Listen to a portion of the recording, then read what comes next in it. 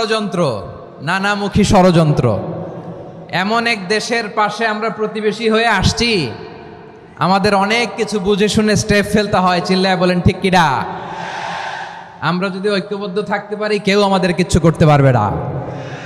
এজন্য আগামীর বাংলাদেশ ঐক্যবদ্ধ বাংলাদেশ।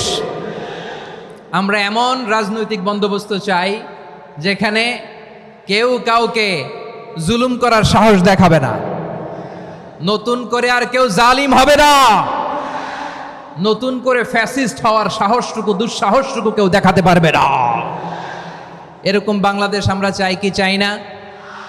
আওয়াজ করে আপনার মতামত জানান দেন। এরকম নতুন ভোরের বাংলাদেশ আমরা চাই কি চাই না? কারা কারা চাই হাত তুলে আল্লাহরে দেখায়।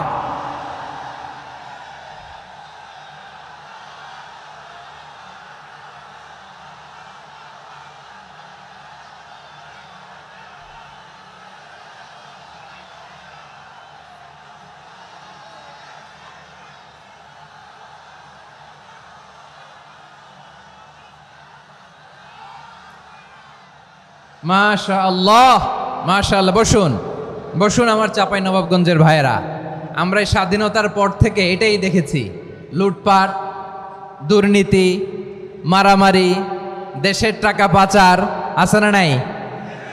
এগুলোর পুনরাবৃত্তি আমরা চাই। নতুন ভোরের বাংলাদেশে এগুলোর পুনরাবৃত্তি না হোক। জোরে বলেন ঠিক কিনা?